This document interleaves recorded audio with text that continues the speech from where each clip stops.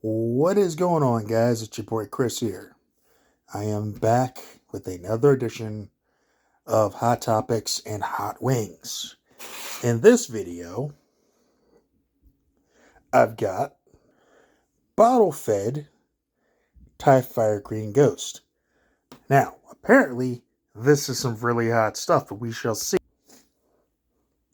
And today, I'm going to be talking about some wrestling stuff. I'm going to be talking about a lot of wrestling stuff. The main thing I'm going to be talking about is Wrestlemania and AEW's dumbass decision that they're about to make. But first, let's get into this hot sauce. Now, let's go into the ingredients. Vinegar, ghost pepper mash, oh crap, cilantro, coconut palm sugar, garlic, lime powder, organic lime, organic maltodextrin, MSG, salt, citric acid, rice bran oil, white pepper, and xanthan gum. So with the xanthan gum, I expect this to be a little bit on the thicker side, but I also expect it to be hot because it's made with a ghost pepper mash. Now, get a whiff of this. Ooh. It's got a little bit of spice to the smell of it on that one. All right. Not going to do too much just because I want to be able to talk today. So there's the spoon. And without further ado, here we go.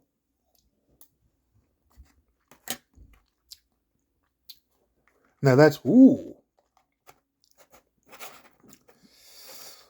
Ooh. Ooh, that burns. It's got a nice little burn to it. It's actually manageable. It smells hotter than it is. It's got a nice little burn sticking it with me in my mouth, going down my throat. That's the ghost pepper. But that is tasty sauce. It tastes like a it would go really good with like a Thai curry.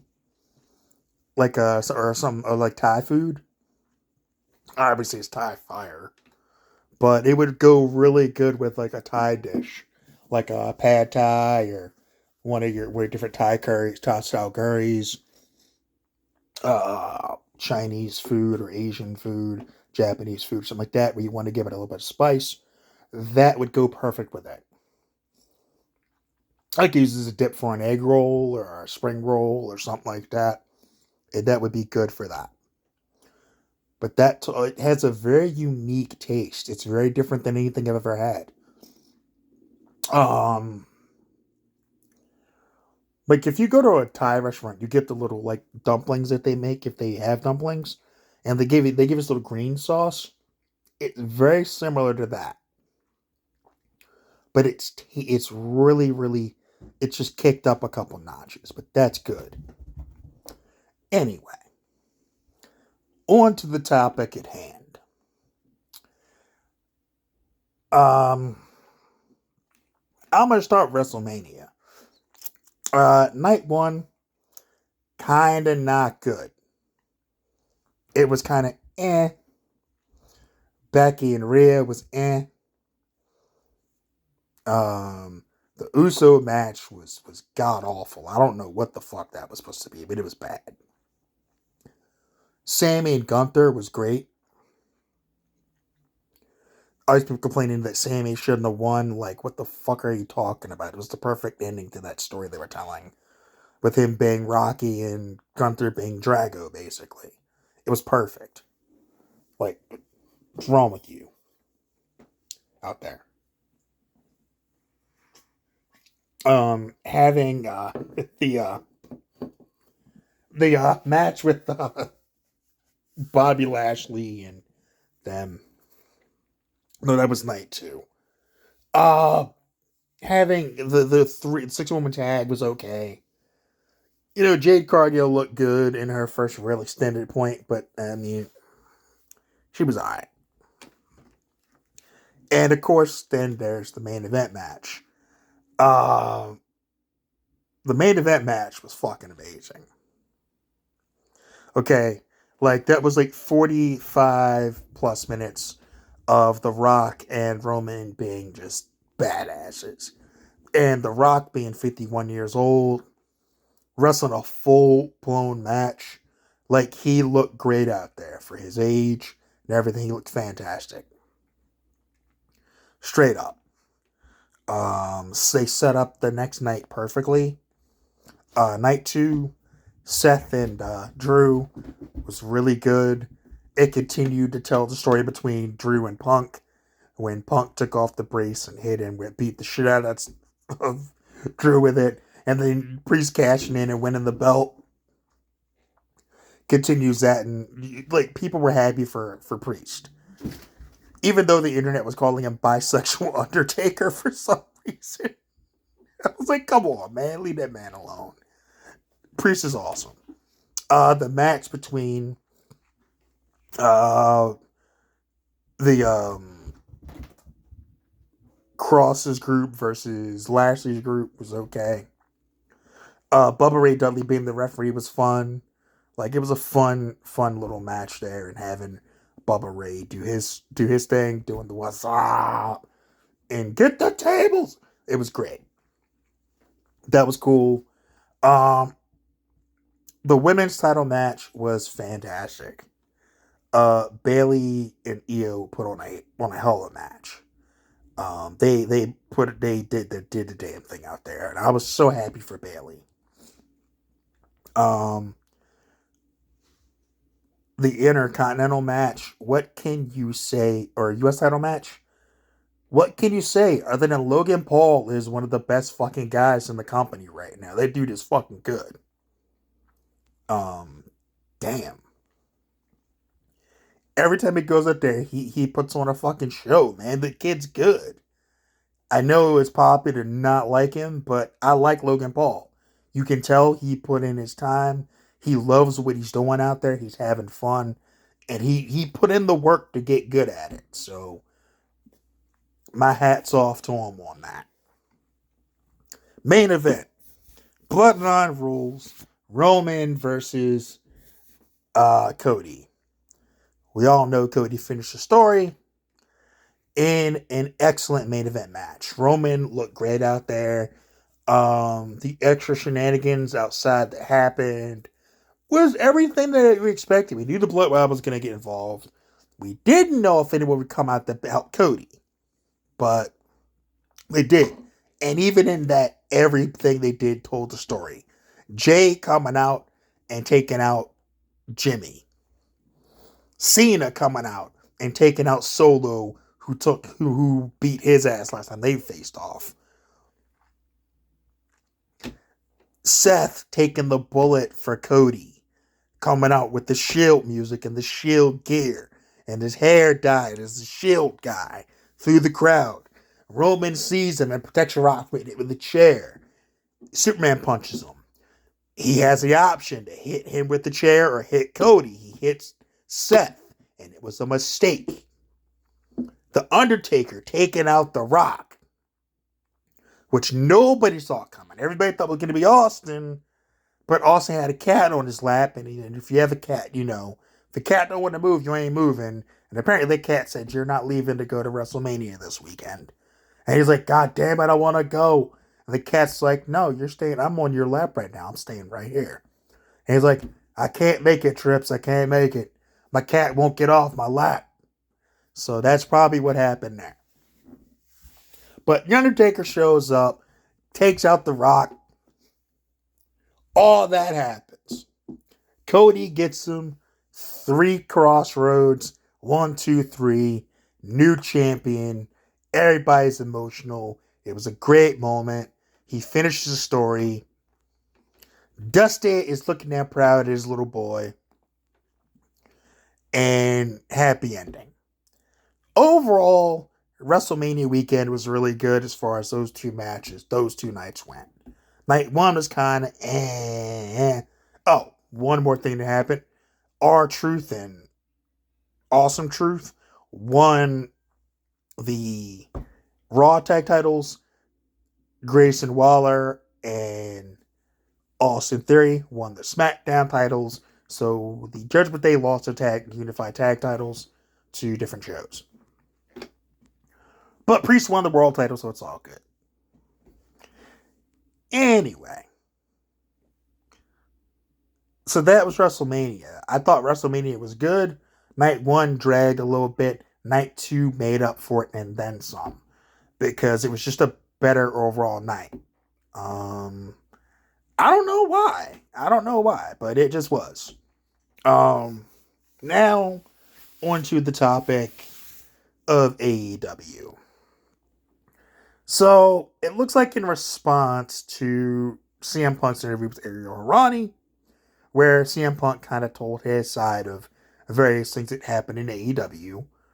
He didn't break any NDAs. He even avoided some things he was hoping he would just say fuck it and go for, but he didn't. So everyone's like, oh man, he buried AEW. I'm like, he let them off easy as fuck. Because if it were me, I'd have scorched the fucking earth on them bitches. But that's just me.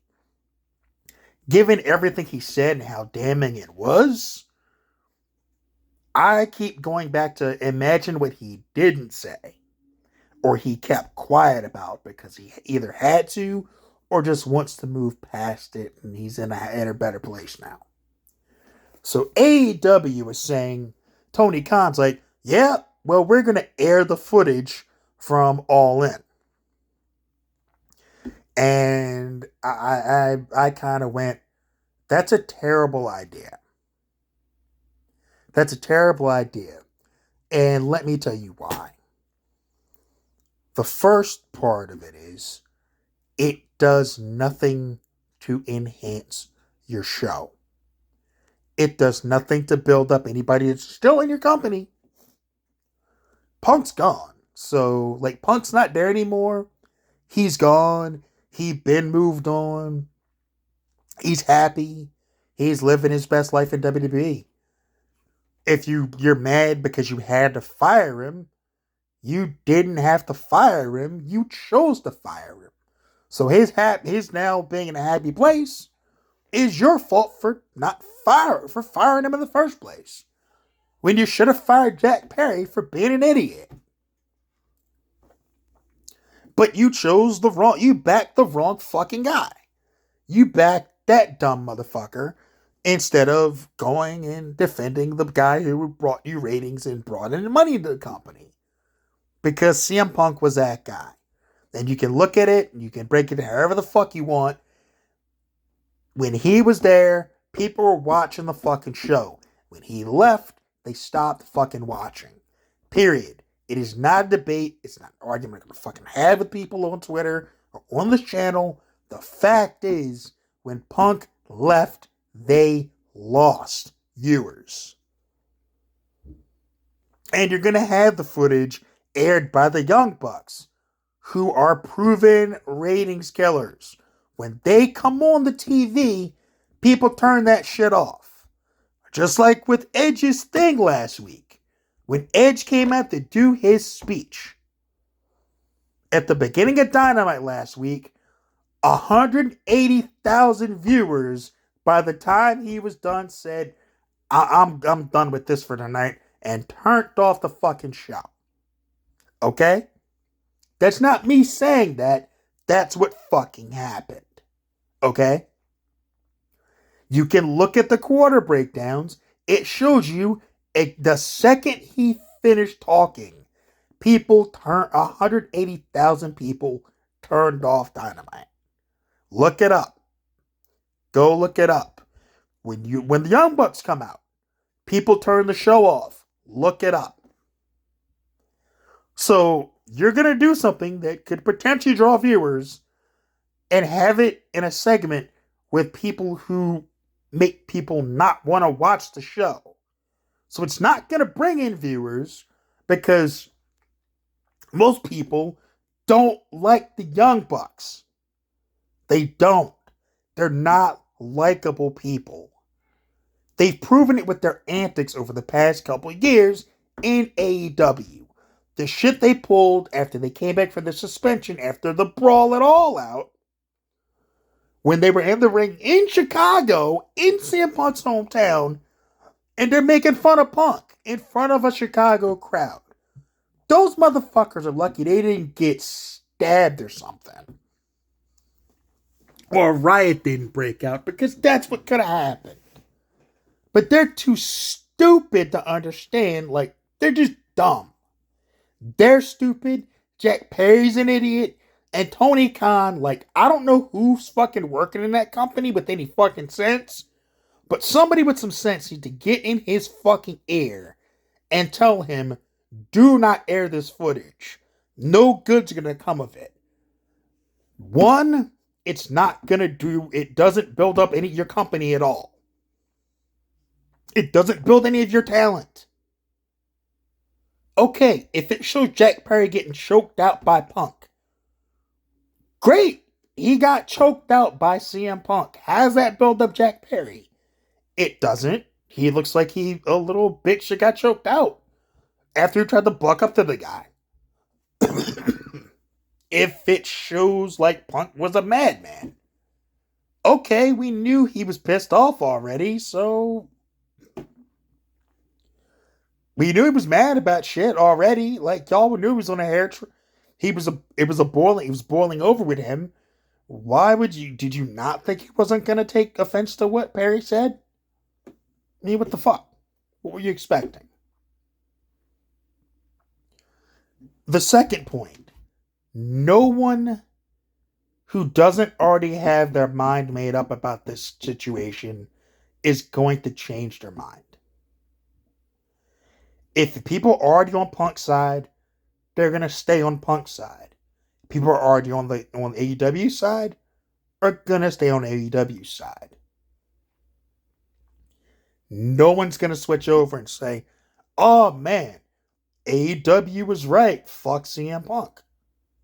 No one that's on AEW's side is gonna say, "Oh man, Punk was right. Fuck AEW." That's not gonna happen.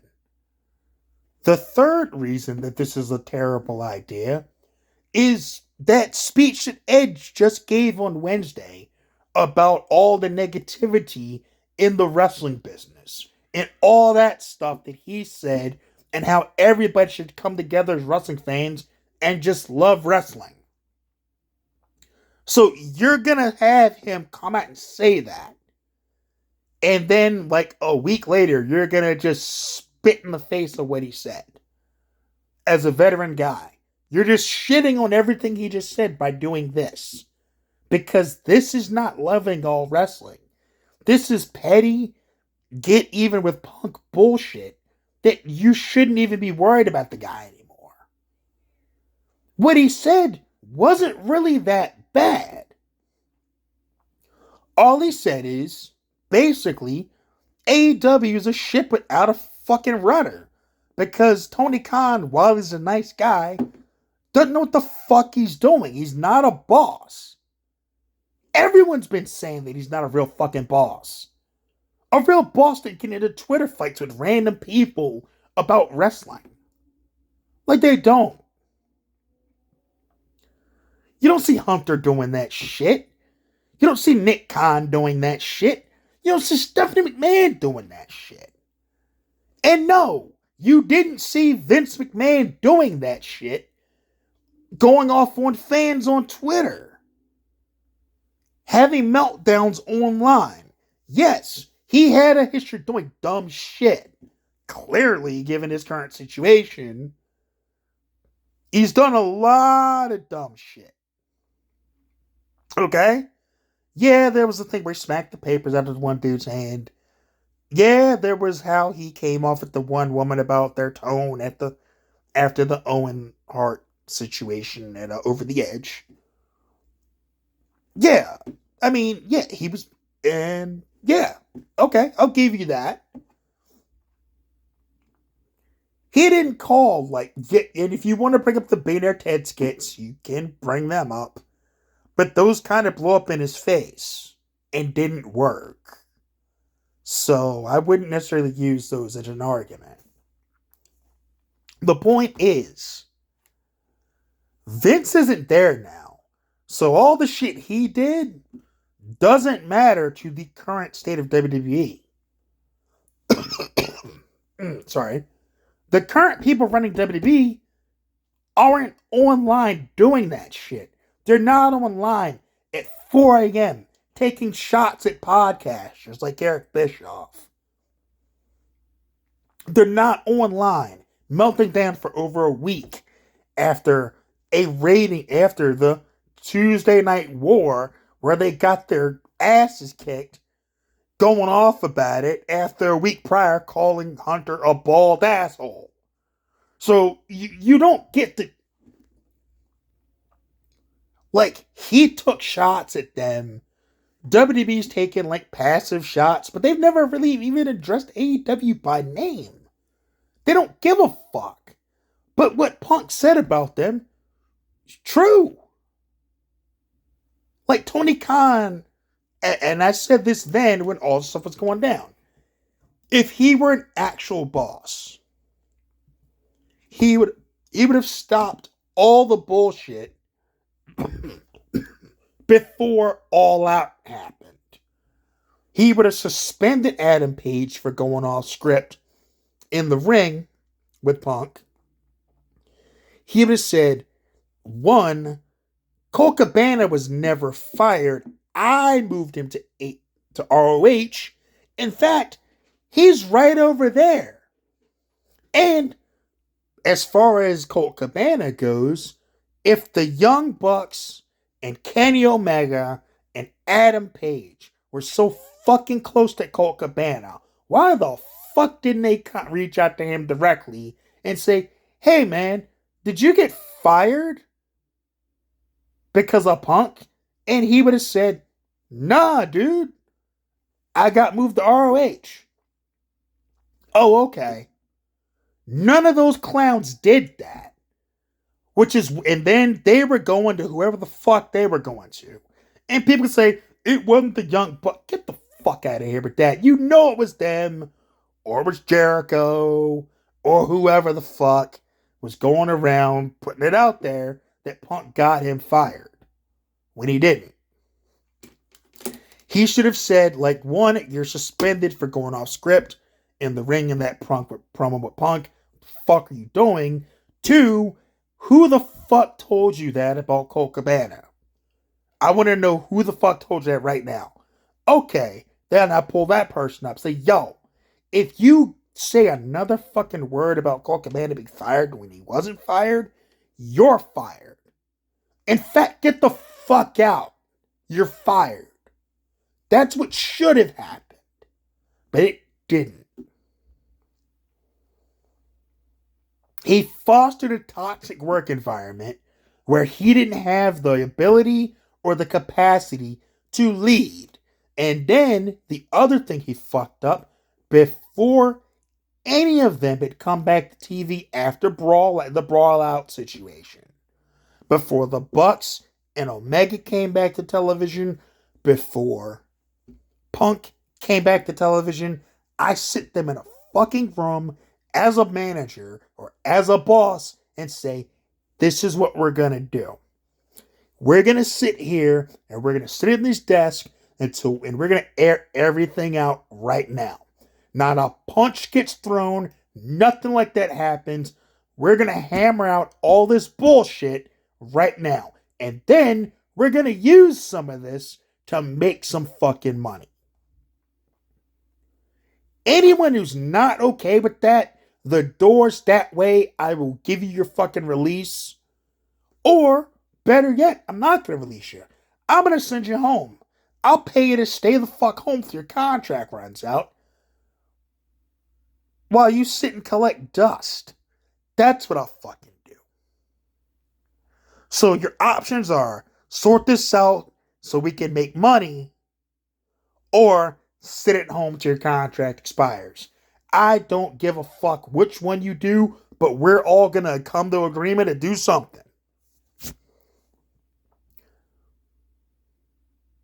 That's what I would have done. When I found out when Jack Perry was cussing out people or whatever was happening with him, when Tony Schiavone went to get Punk, about the glass spot on Collision. I wouldn't have gone to Punk. I would have gone to Tony Khan.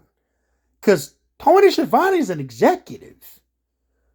Granted, apparently so was Punk. He was an advisor.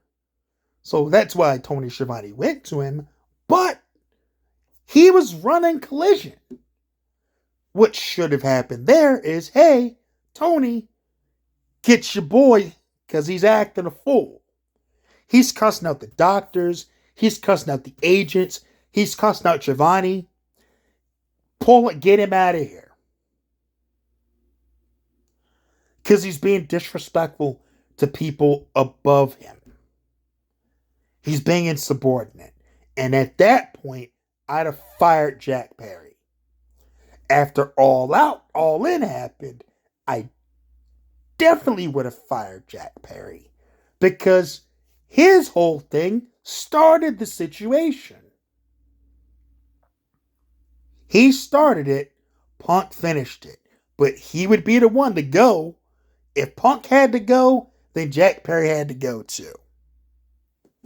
So, airing this footage is the other point of this is, what message are you sending to your locker room by doing this? If any of us speak badly about you after we're gone, this means you're going to shit on us like this too? I mean, there's a track record of Tony Khan doing this. Y'all do realize that, right? Like, when Big Swole left, he shit on her. Real bad. He dogged the fuck out of that girl, and I haven't forgotten or forgiven that. That shit was fucked up. Joey Janela said the same thing. Marco Stunt said the same thing. The structure there was fucked up. Jonathan Gresham said it. Like, Tony Khan, I tried to talk to him multiple times just to talk to him, to meet with him, and he just kept blowing me off. Like, fuck. This is the type of shit that he does as a boss. When one of your employees is looking to speak with you, you can take a minute to talk to him. At the very least, let's set up a time to come talk. At the very minimum, that's the least you can do for your employees. When I was in management, if one of my employees needed to talk to me,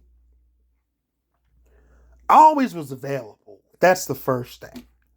I was like, yo, if I'm home, you can give me a call or whatever.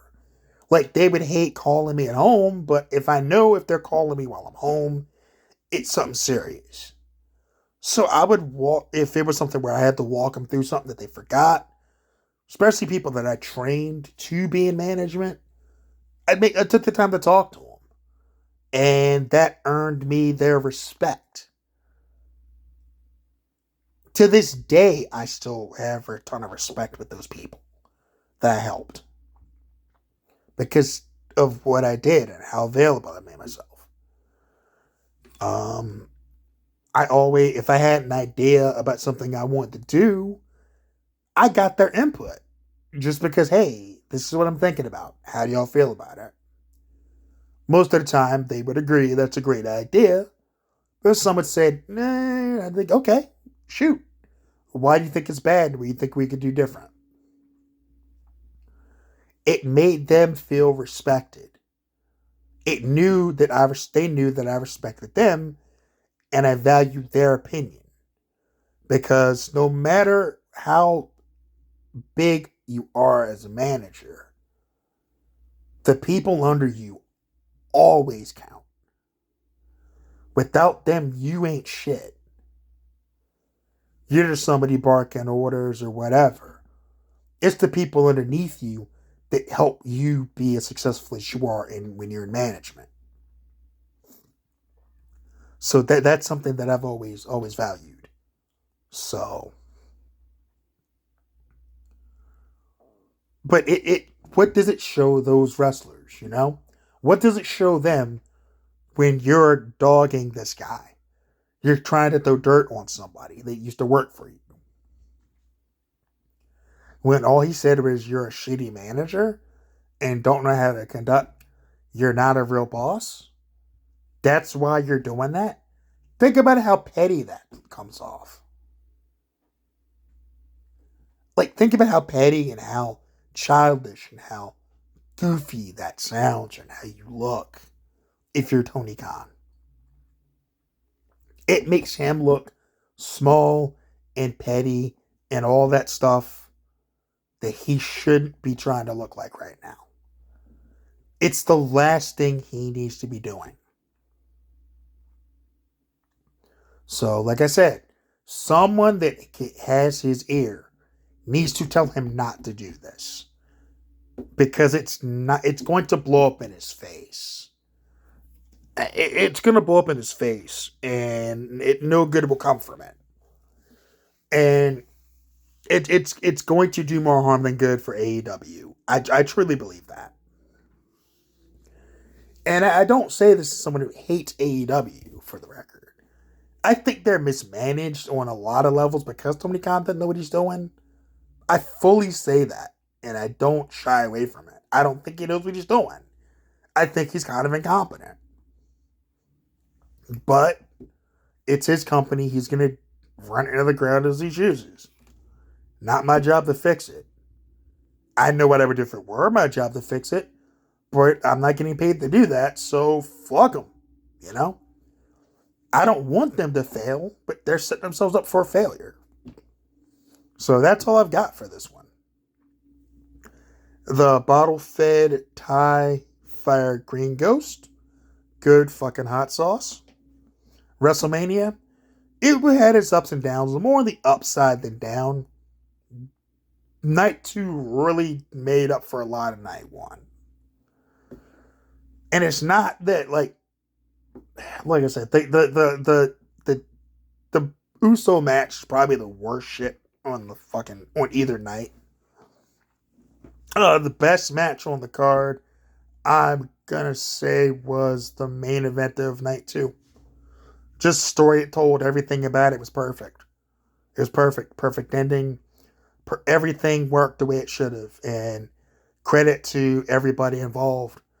Including, in companies out there that need a commentator. Hire Snoop Dogg. I gotta say this real quick. Snoop Dogg called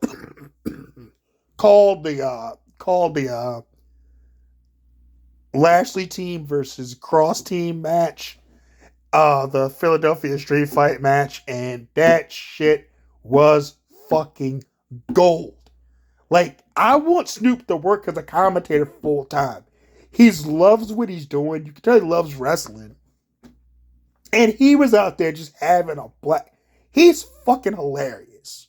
If you heard him call in boxing matches, he was the fucking highlight, singing church hymns and shit when somebody got knocked out. He was great. So bring Snoop in more often to do some shit. That was great.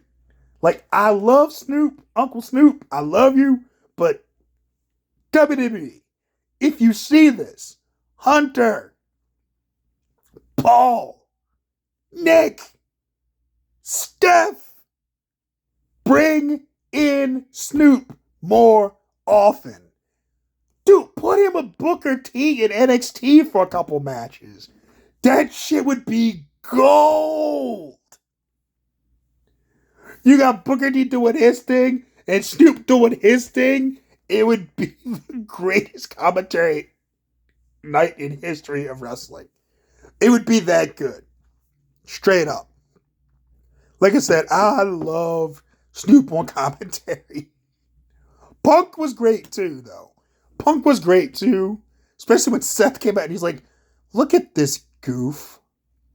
You could tell he just had no time for Seth's goofy theatrics. Sorry, I've got a bit of a cough here. But, anyway. With that said, I'm going to wrap this up. Hire Snoop. Bring him on commentary. You can have those special occasions. Just bring him back. It was great. Anyway, that's all I've got for this one. Take care of yourselves. Take care of each other. Peace.